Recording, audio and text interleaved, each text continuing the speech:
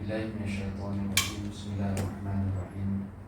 Assalamualaikum warahmatullahi wabarakatuh. Waalaikumsalam warahmatullahi wabarakatuh. Alhamdulillahi rabbil alamin wa bihi nasta'in. Asyhadu an la ilaha illallah wahdahu la syarika lah. Wa asyhadu anna sayyidina Muhammadan abduhu wa rasuluh. Allahumma shalli wa sallim wa barik ala sayyidina Muhammad wa ala alihi wa sahbihi wa barik wa sallim. Rabbi shrah li sadri wa yassir li amri wahlul 'uqdatam min lisani yafqahu qawli. Amma ba'd. Muslimin muslimat yang dirahmati dan dikasihi oleh Allah, alhamdulillah, syukuran kita panjatkan kepada Allah Subhanahu wa taala yang masih lagi menghidupkan kita dengan iman, dengan Islam. Maka selayaknya kita membuktikan kesyukuran kita melalui ibadat yang konsisten, melalui kepatuhan yang tidak berulah bagi, dan segera kita melakukan taubat apabila melakukan kemaksiatan dan dosa, supaya melayakkan untuk kita mendapatkan kebahagiaan di dunia dan juga di akhirat. Hari ini, sebagaimana yang dijadwalkan, kita akan sama-sama kupas dan kongsi beberapa perihal berkaitan sirah generasi yang terbaik yang diyakini oleh kita. Kalaulah kita inginkan suatu kejayaan pada hari ini, antara yang sangat-sangat ditekankan adalah bagaimana usaha kita untuk menginspirasikan generasi awal. Karena melalui mereka lah kita mendapat kebaikan-kebaikan Islam pada hari ini. Maka adalah suatu yang sangat jelek, lagi black, apabila kita mendakwa inginkan kemodenan, inginkan kebahagiaan, tetapi berhasrat meninggalkan contoh daripada generasi yang awal. Antara perkara yang boleh kita pelajari daripada sirah generasi awal adalah bagaimana usaha Nabi dan juga para sahabat berhadapan dengan provokasi terutama pada fasa Mekah. Provokasi yang dilakukan oleh musuh ini kita boleh bahagikan kepada dua kategori ataupun dua situasi. Situasi yang pertama adalah ketika mana Nabi dan umat Islam berada di Mekah, ataupun disebutkan oleh para ulama ketika mana umat Islam berada pada fasa lemah dan juga fasa takut. Fasa lemah dan fasa takut ini bukan bermaksud Nabi dan para sahabat ini langsung kita kata lembek, takut, yang tidak boleh bergerak, tetapi yang dimaksudkan dengan lemah dan ketakutan itu adalah daripada aspek kemampuan dalam isu kemampuan daripada aspek politik. Tidak ada. Jadi 13 tahun di Mekah itulah yang dihadapi oleh para sahabat dalam keadaan ditekan. Tetapi tetap Nabi mendidik para sahabat untuk bertindak balas sebagaimana yang dianjurkan. Kemudian apabila kita lihat fasa Madinah, tetap Nabi dan umat Islam ditekan. Cumanya perbezaannya adalah memiliki kuasa politik untuk bertindak, menyebabkan tindakan Nabi dan umat Islam di Madinah sudah tentu berbeza daripada fasa Mekah. Maka hari ini kita kongsikan beberapa pedoman daripada para ulama yang telah menceritakan perihal Nabi dan para sahabat dalam menghadapi keadaan terutamanya pada fasa Mekah. Hari ini kalau kita nak kata Islam berada di fasa Mekah ke fasa Madinah? Hari ini. Hari ini bila kita nak berhadapan dengan ancaman terhadap Islam, kita nak ambil modul mana? Modul Mekah ke modul Madinah? Sebenarnya susah untuk kita jawab.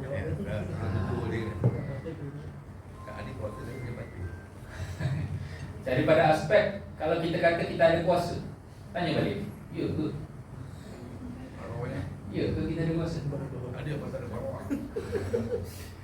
Minta maaf lah, walaupun musim-musim pilihan raya ni itu bukan nak cerita daripada aspek politik di negara kita, tapi cuba lihat situasi Islam di seluruh negara, di seluruh dunia.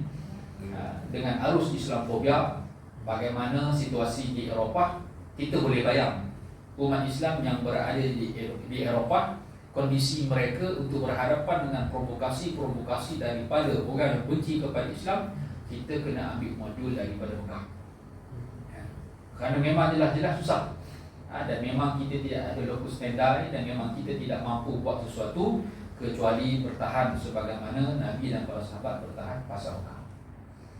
Cuma kita perlu lihat kepada kekuatan bukan melalui bilangan ramainya orang Islam, tetapi melalui sektor-sektor ataupun ruang-ruang kekuatan-kekuatan secara kekuasaan yang ada. Maka barulah kita boleh menilai sama ada kita nak gunakan kekuatan fasa Mekah ataupun kekuatan fasa Madinah.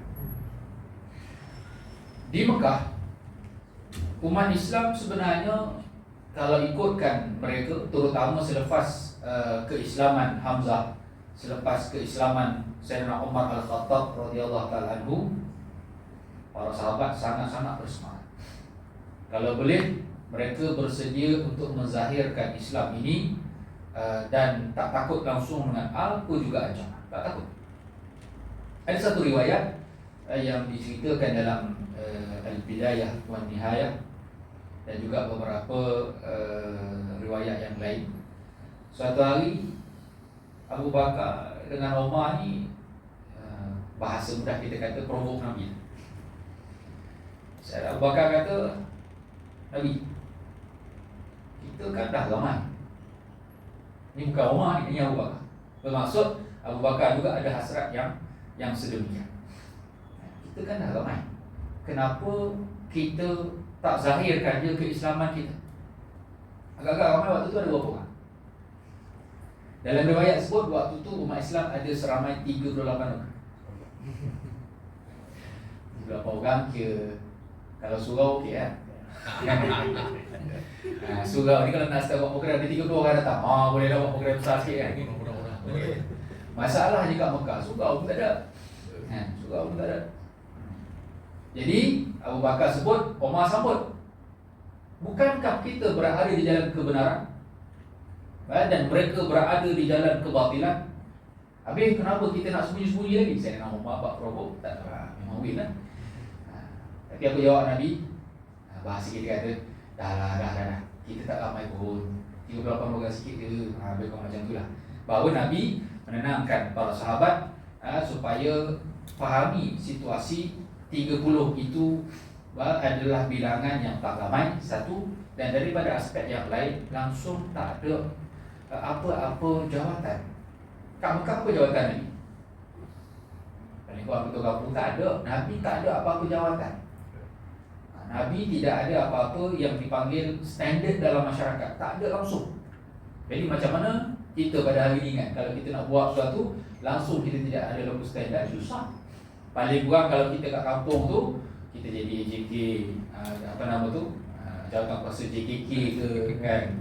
Kalau surau tu AJK, paling kurang ada lah. Kau ni siapa nak cakap? Aku AJK tau. Boleh lah. Nabi langsung tak ada. Hanya dengan peribadi Nabi yang baik itu dan anugerah Allah Ta'ala kepada Nabi, jawatannya adalah sebagai Nabi. Kita je yang tahu. Sebab tu dalam perjanjian Hudaibiyah kita ingatkan, apabila nak tulis nama Nabi Muhammad Rasulullah, apa kata Suhail bin Amr? Sejak bila kami iktiraf kau? Sejak bila kami iktiraf engkau ni Rasul kami? Tak ada. Ada. Maka itu contoh situasi menggambarkan betapa apabila musuh tak iktiraf kita, susah.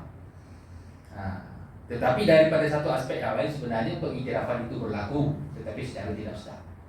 Baik. Jadi semangat sahabat yang tinggi ini kita boleh lihat bagaimana pedoman yang diarahkan oleh Nabi. Yang pertama adalah jangan putus asa dalam berdakwah. Maksud jangan putus asa, orang nak buat apa, orang nak tekan macam mana pun, kerja dakwah jangan sekali-kali dihentikan. Ada satu kisah seorang lelaki yang bernama Rabi'ah ibni Ibad. Waktu itu dia tak Islam lagi. Bila kita nak laksanakan ajaran Islam, kita jangan ingat orang bukan Islam tak perhatikan kita. Terutama di media sosial hari ini, sebahagian daripada orang Islam dia lupa. Bila dia komen-komen dekat media sosial ni, ada satu golongan yang sifat mereka adalah memerhati. Tak kira lah atas pagar ke bawah pagar ke, tapi memang Allah telah berikan kepada kita ada manusia yang bila berlaku konflik dia akan tengok. Penilaian terhadap betul dan salah itu kadang-kadang bukan atas isu yang berlaku, tetapi atas sikap manusia apabila berhadapan dengan satu-satu situasi. Ini yang kita boleh lihat hari ini. Biasanya orang Islam dia ke belakang sih. Daripada aspek emosi, orang Islam bila kena provok, cepat. Dia bukan cepat koyak. Cepat koyak kan? Dia cepat betul nak pak. Padahal sebenarnya pada waktu itu boleh jadi ada orang campak bom jangka untuk tengok macam mana cara kita respon. Daripada situ dia kata dan kita boleh tengok di Mekah, antara golongan yang akan lambat masuk Islam adalah kumpulan orang-orang kaya. Kumpulan orang-orang kaya, kumpulan orang yang ada posisi besar, kerana mereka nak lihat bagaimana Islam itu meyakinkan mereka.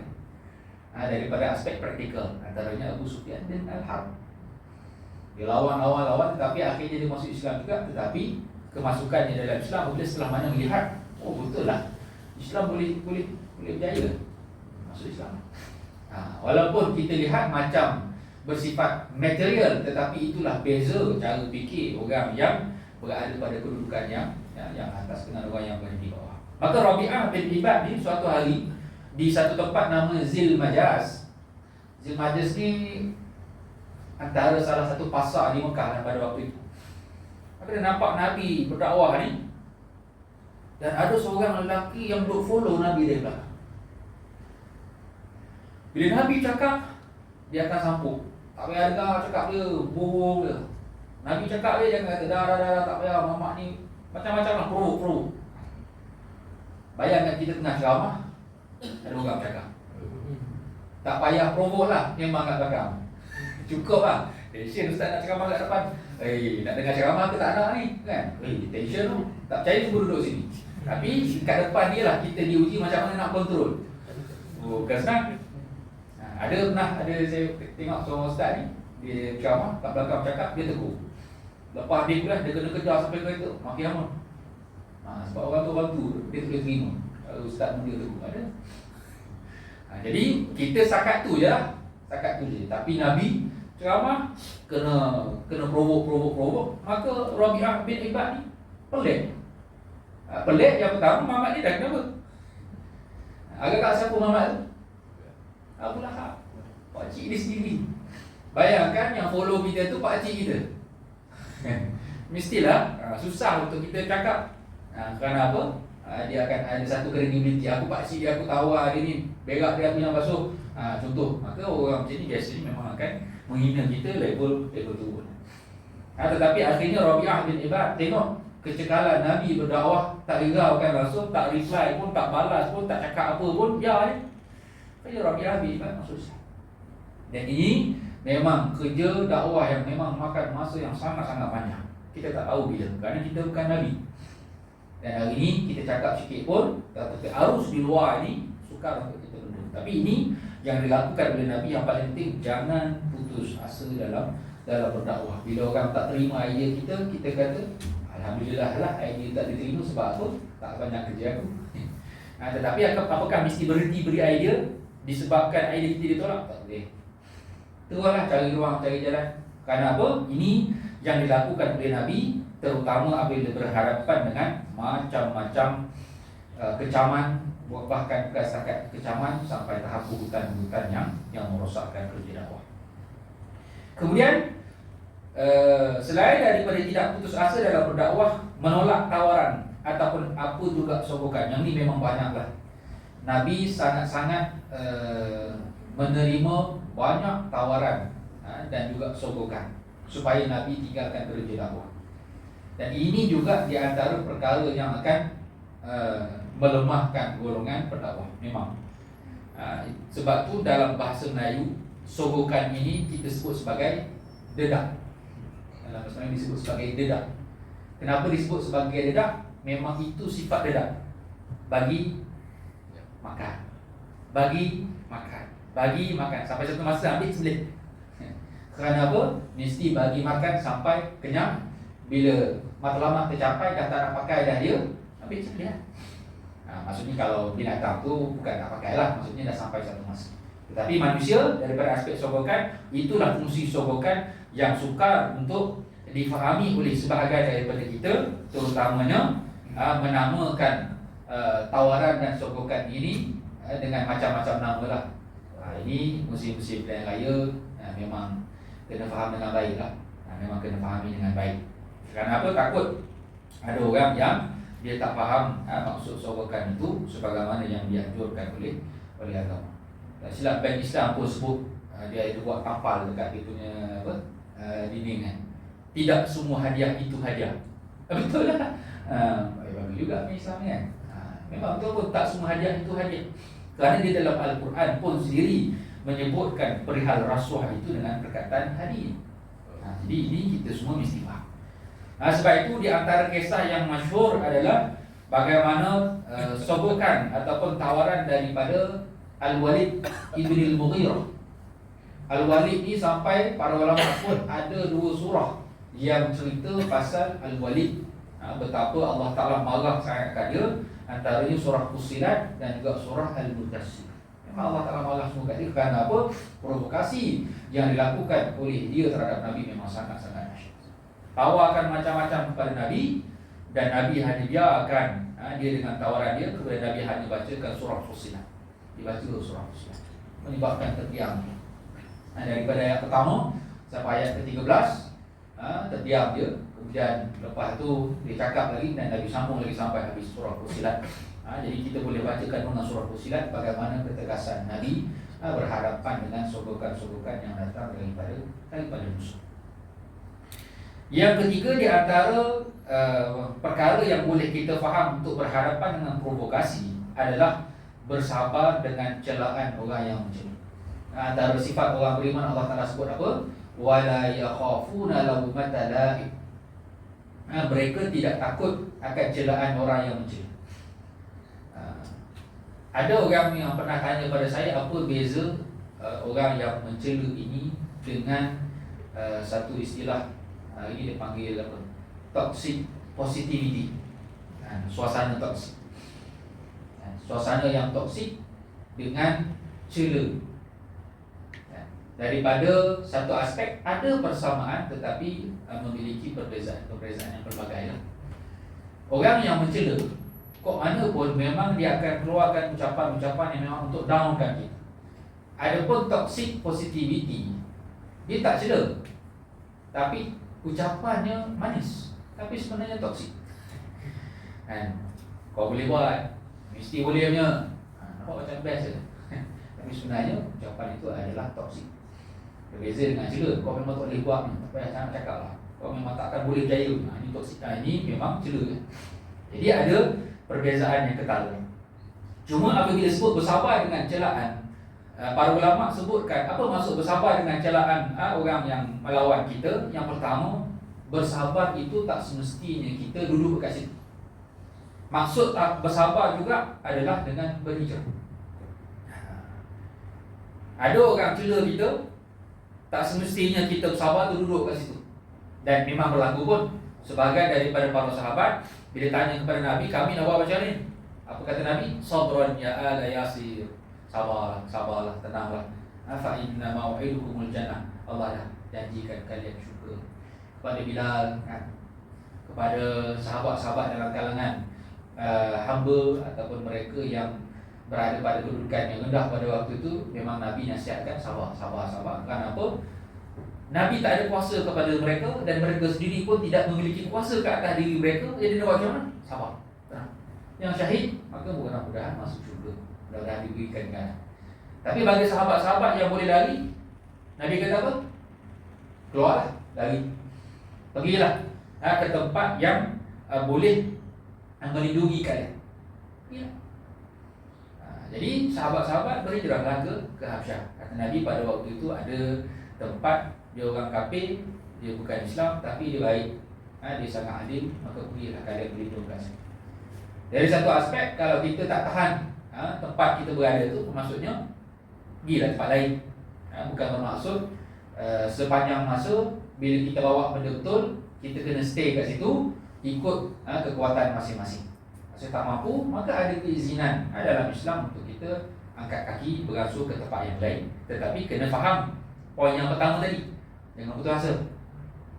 Cuma kita cari ruang yang tidak terlalu membebankan kita, kerana kita tahu kemampuan kita untuk berhadapan dengan situasi yang berat berbeza-beza setiap orang.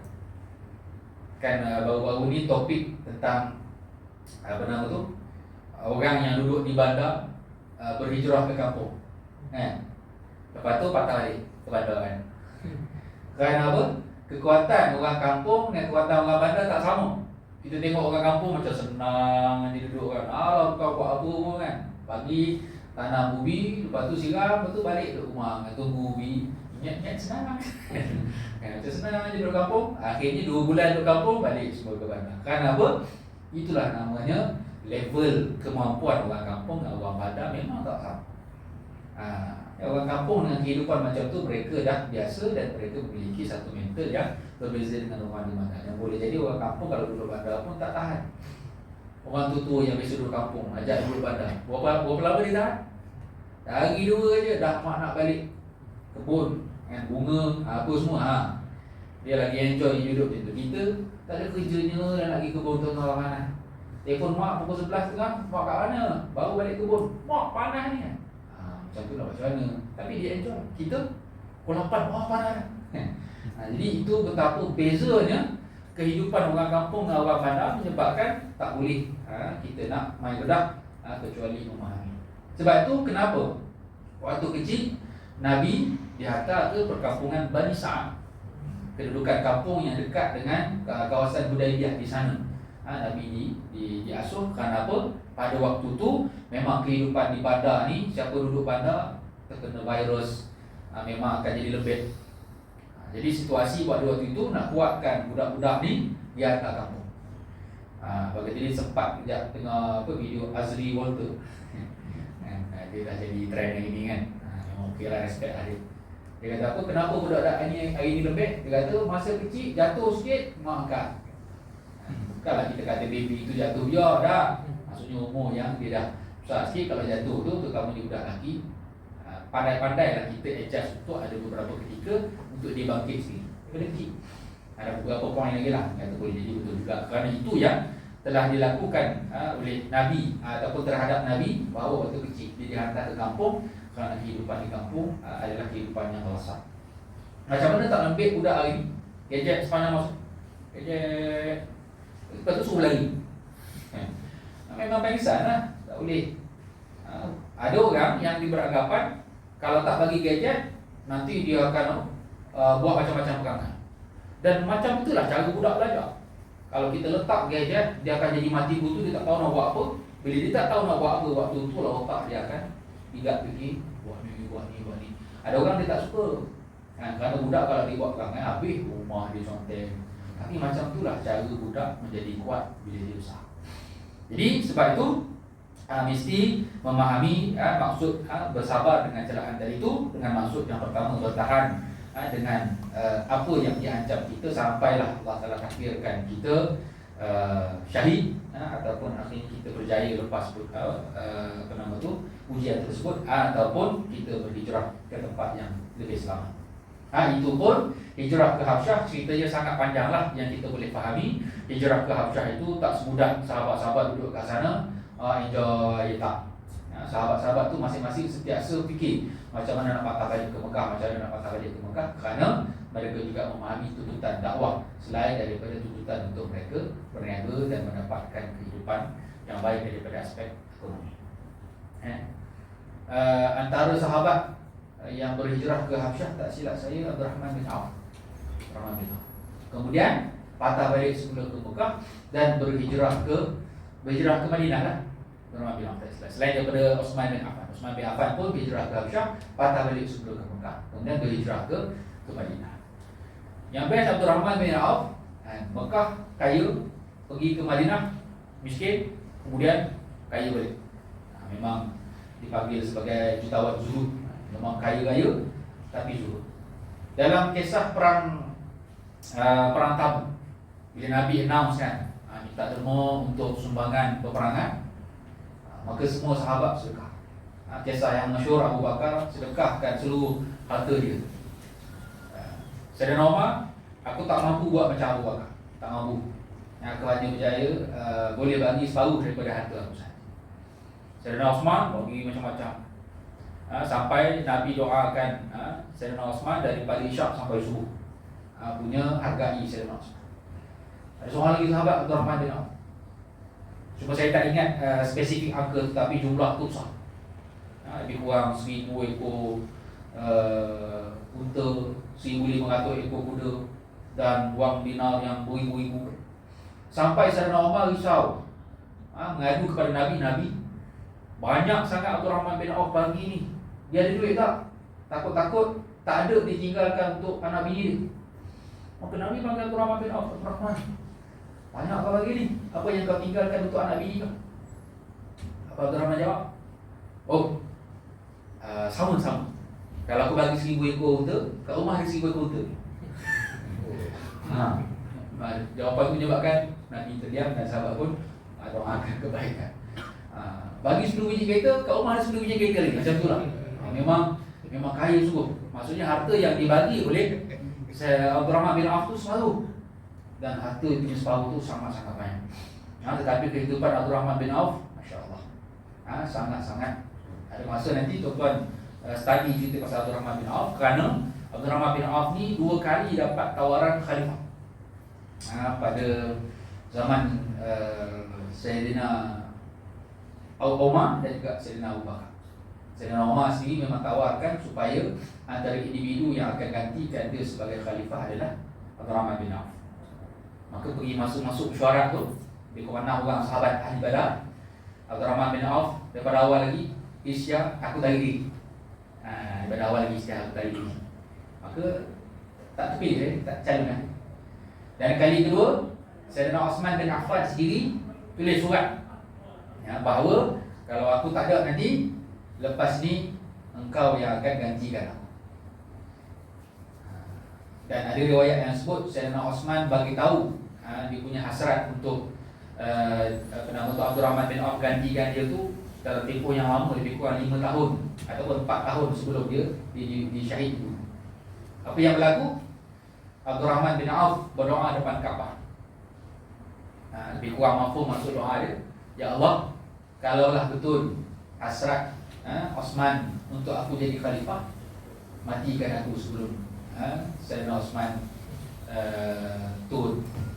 Dan memang dia meninggal dunia sebelum Sayyidina Uthman disyahid. Tengok macam mana keikhlasan para sahabat. Kalau kita bayangkan, you nak tanya, saya lah yang paling layak kan, duit tak ada kan, dengan kekayaan dia yang sangat begitu, dan semua orang tahu kalau Abdurrahman bin Auf kata sepatah je, tak apalah aku jadilah, semua sahabat akan support dia. Tahu kerana daripada bermacam-macam aspek dia orang yang sangat-sangat kredibel untuk menjadi pemimpin. Tapi sampai ke mati dia tak nak begitu. Jadi ini satu kisah yang kita boleh sama-sama ambil iktibar. Baik, yang paling penting dalam berhadapan dengan provokasi adalah jangan balas provokasi dengan kekerasan. Ini yang sangat-sangat penting.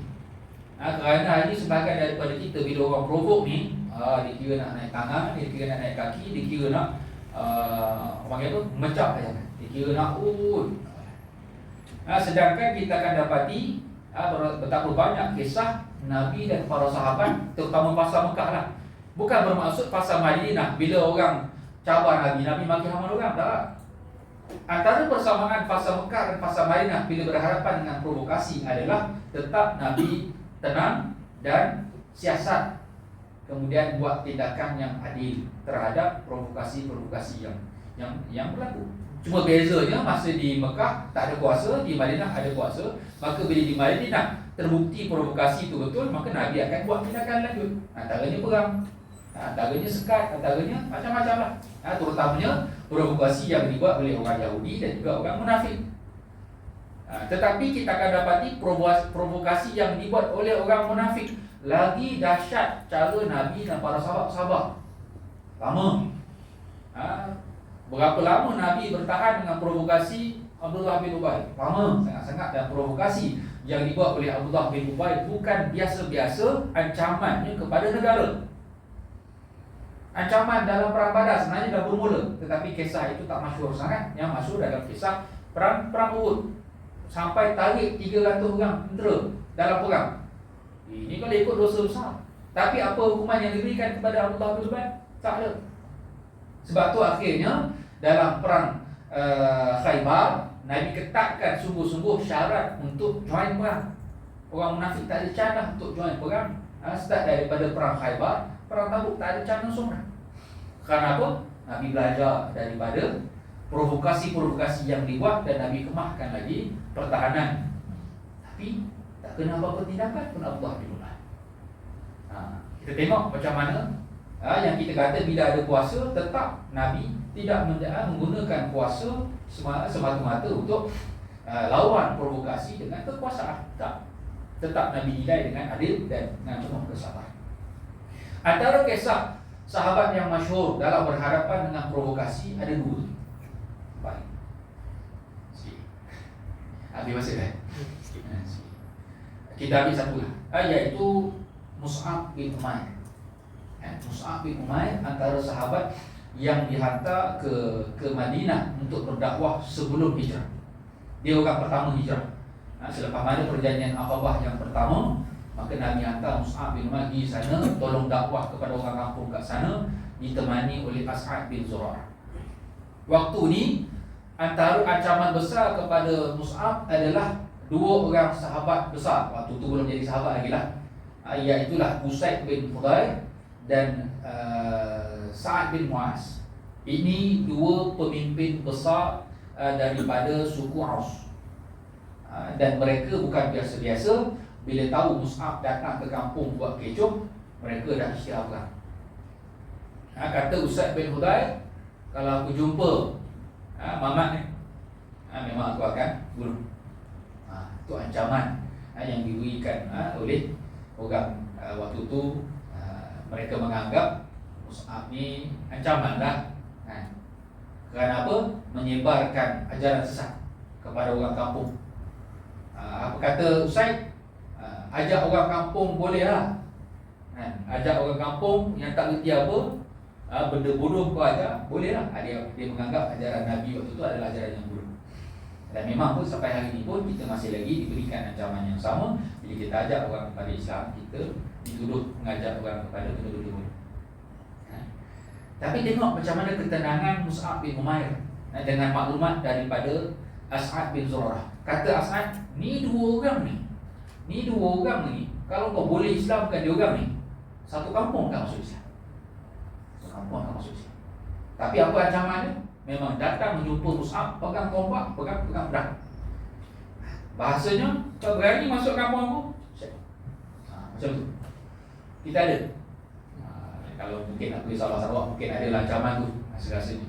Kalau kat sini, kalau ada, teruk sangat tu. Rasanya tak ada lagi tahap macam tu. Tapi kalau ada bermaksud, macam cara kita nak handle hati sirah. Yang paling penting adalah tenang. Macam mana Mus'ab handle?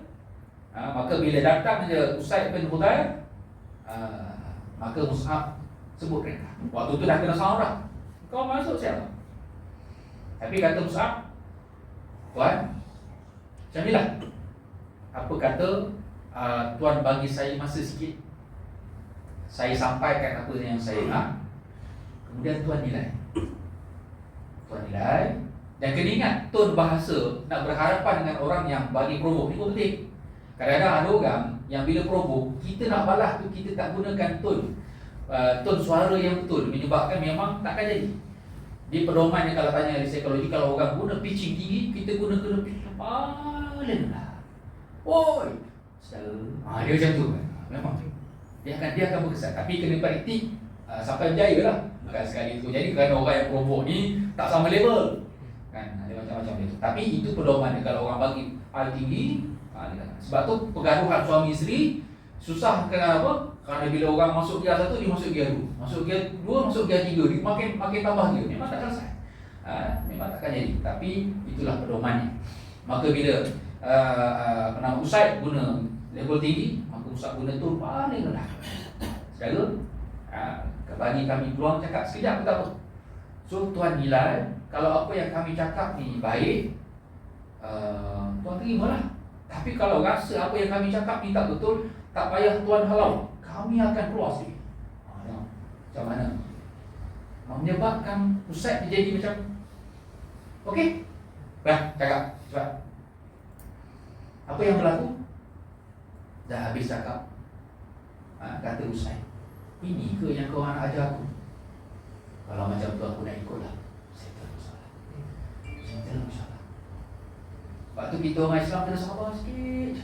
Orang provok kena tenang. Dan paling penting, bila kita nak cakap, pastikan dalam kepala ada fakta, bukan auta. Itu yang paling penting. Ini yang paling penting. Bukan setakat perlukan semangat kesederhanaan, tetapi pastikan kita juga memiliki ilmu pengetahuan untuk cakap apa yang penting. Dan Allah Ta'ala beri anugerah kepada Mus'ab. Sebab tu Nabi hantar Mus'ab. Kenapa? Dia tahu apa yang dia nak cakap.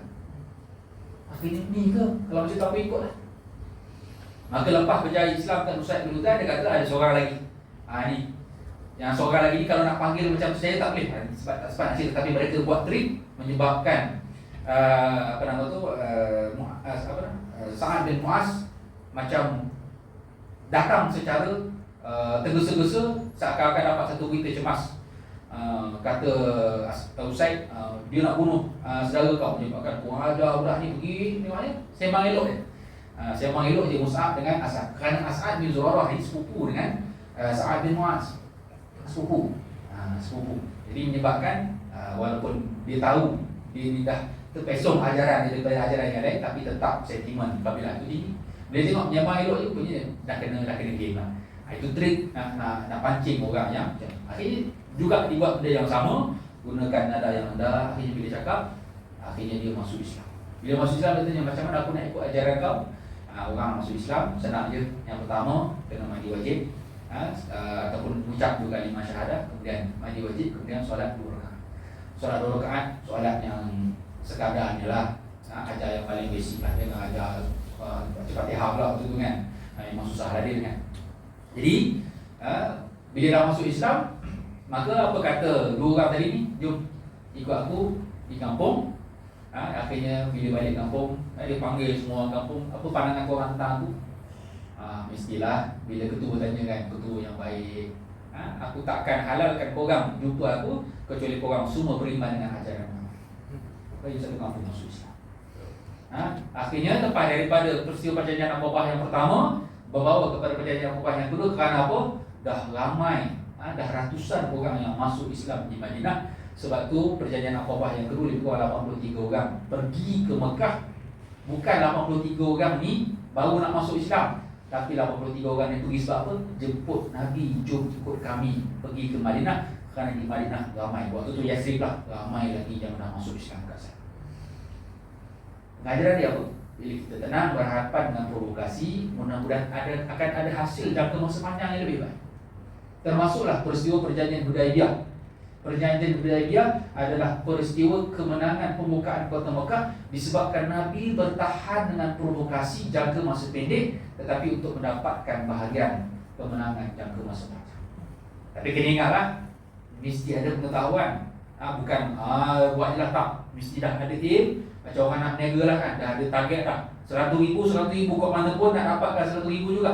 Maka begitulah dakwah. Kita dah tahu dah, kat mana pun nak orang Islam bertambah ramai, nak suruh orang makin bertambah, nak masjid semakin ramai orang datang, maka kena ada aim. Tetapi gerak kerja itu yang menyebabkan mesti dibuat secara terus. Itulah yang boleh saya kongsikan pada tengah hari. Moga-moga Allah Ta'ala rahmati kita semua dengan kerja dakwah yang tidak pernah berhenti. Wallahu a'lam.